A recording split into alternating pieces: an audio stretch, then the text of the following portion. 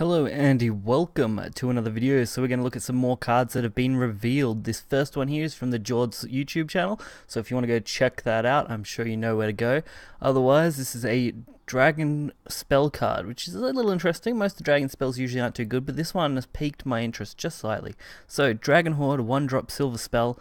Put a Maelstrom Dragon into your hand, enhance 3, put 1 more in your hand. For those of you who forgot who Maelstrom Dragon is, it is a 2-drop 2/1 Storm when Overflow is active for you. That is, of course, a fanfare effect, so when it's summoned. So on this card in particular, with enhance 3, you get to put 2 2-drops in, so a total of 4 play points if you want to play both. That's 7 for your entire turn.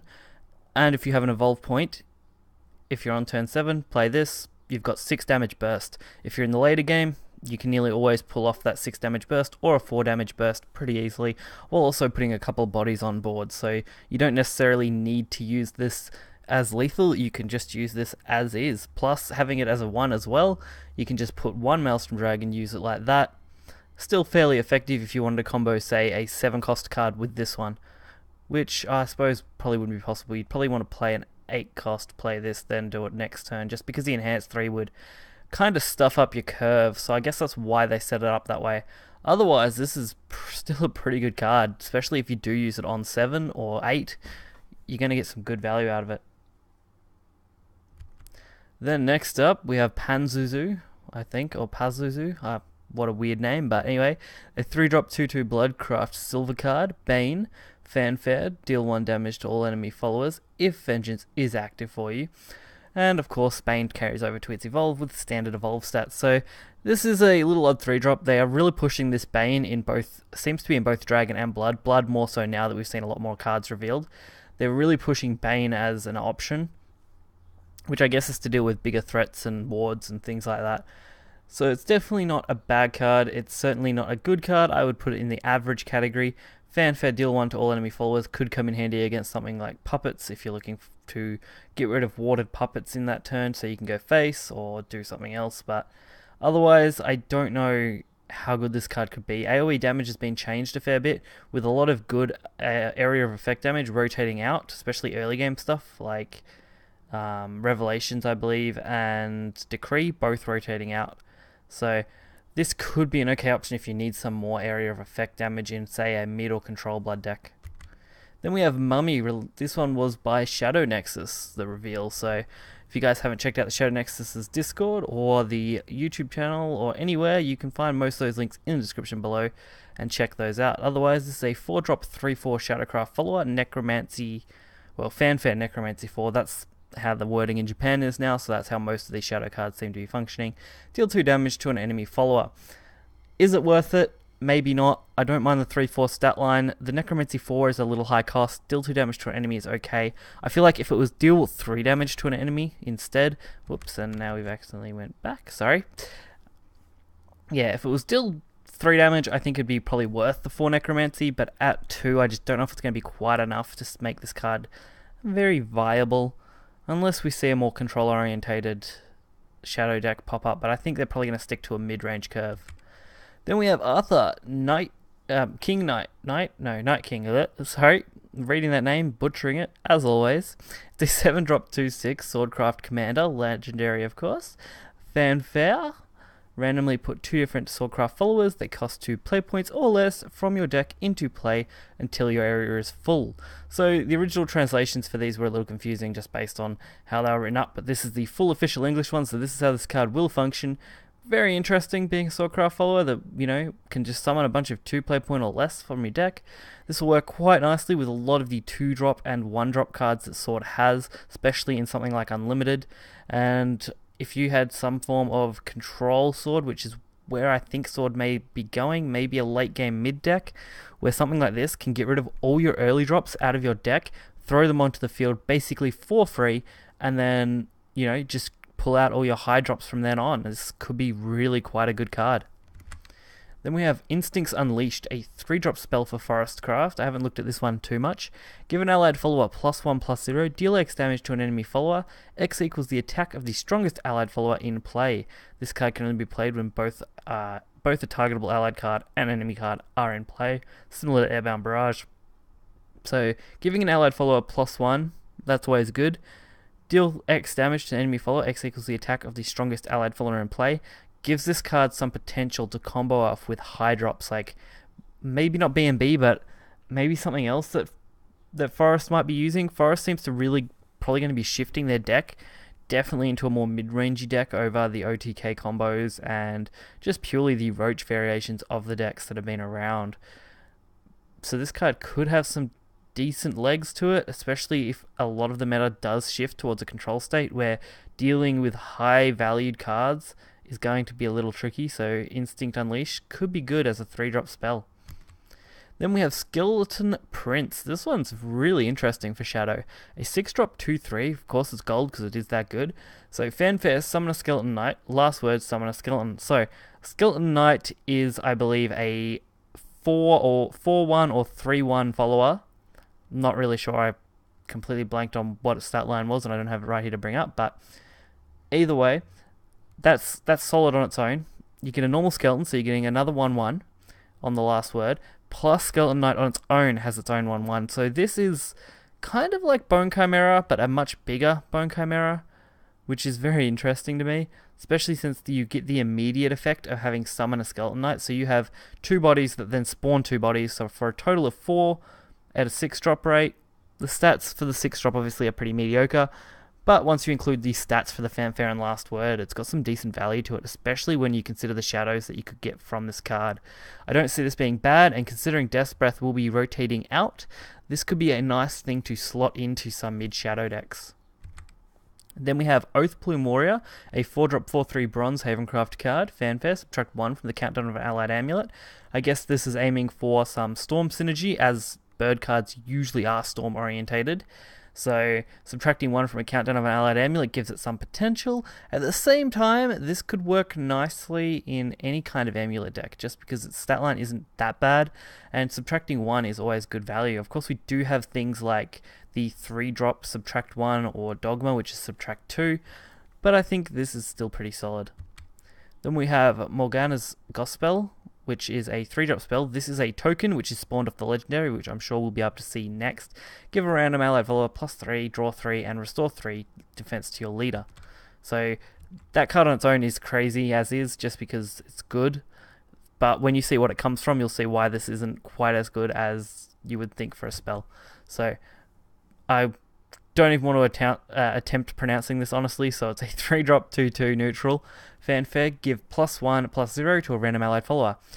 Fanfare enhance 6, give +1/+1 to all other allied followers.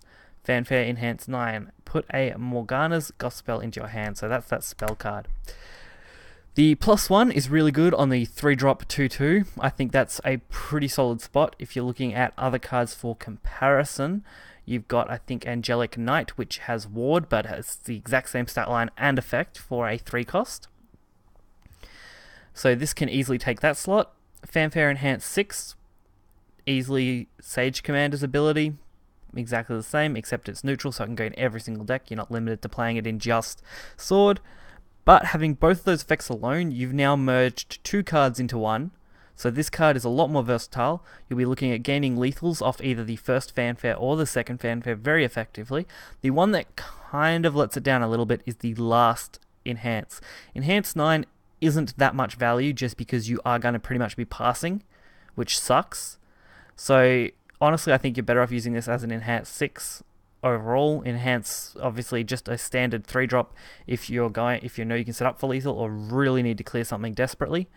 Otherwise, the spell is only going to be good if you're deep in the late game and you have, a full clear board against another control matchup where playing and passing this card isn't such a big loss to you as a player. Then we have Fairy Torrent, a 1-drop gold Forestcraft spell. So this is another bounce card. So Forest has now got 9 bounce cards, of which 6 will be in rotation. Well, Forest doesn't have 9 bounce cards. Forest has 3 bounce cards, which you can run 3 of each. So this will be, one of 6 bounce cards you'll probably have in your Forest decks, because I don't see bouncing leaving that rapidly, especially this one. So this is return an allied follower or amulet to your hand. Restore X defense to your leader. X is the number of returned cards. So at worst, you're going to be getting a +1. With the Enhance 5, though, you can return all allied followers and amulets instead. So the advantage is returning followers and amulets is always a good thing to have. The restoring 1 defense from it is just awesome. I think Airbound Barrage is still just slightly better. Being able to deal 3 damage to an enemy follower kind of might outweigh this healing effect, but you're probably going to run both anyway, so this card is pretty good. And in Unlimited, of course, having the more bounces going to make your Roach a little easier to play out, especially if you want to mix and match. If you still only wanted to run 6 bounces in your Roach deck, you could run 2 of each bounce, which would give you 1 for draw, 1 for healing, and 1 for damage, which I think is an effective way to have this card set up in Unlimited. Then we have Anubis, 7-drop 5/5 Shadowcraft, Silver, Fanfare, Burial Rite, randomly destroy 1 of the strongest enemy followers in play. So I don't mind this effect too much. The randomly destroy effect is okay. 7-drop slot is a pain. I can see once Hector or something rotates out, this card will have some potential, but that's a little ways off, and we'll probably have better 7-drops by then. So this card, unfortunately, unless Burial Rite becomes absolutely crucial and high drop Burial Rite is needed, I don't see this being that big a card. It's a nice thing to have, it's cheap, which is good for any kind of budget building decks, but when you've got things like Hector and that, you're really probably not going to run this card. Then we have Noble Chancellor, a 2-drop 2/2 gold Swordcraft commander, so this will work with Arthur. Whenever you play a card, using its enhance effect, recover 1 play point. This is actually really interesting with the enhance effect combos with this card. I mean, we just saw an enhanced neutral, which could work quite nicely with this for recovering a play point. And since recovering a play point is going to be pretty much in every single class, because that's one of the themes of this set, it's really good to see a 2-drop have it, which is interesting. Plus, like I said, Commander, good synergy, especially in Unlimited, where there's lots of good Storm and other such effects that work really nicely when you're comboing the Commanders and Officers. Then we have Frenzied Drake, a 9-drop 7/7 gold Dragoncraft card. Fanfare, deal X damage to all other followers. X equals the number of Dragoncraft cards in your hand. This is basically a worse Aldous slash Dragoon, not like the big Dragoon.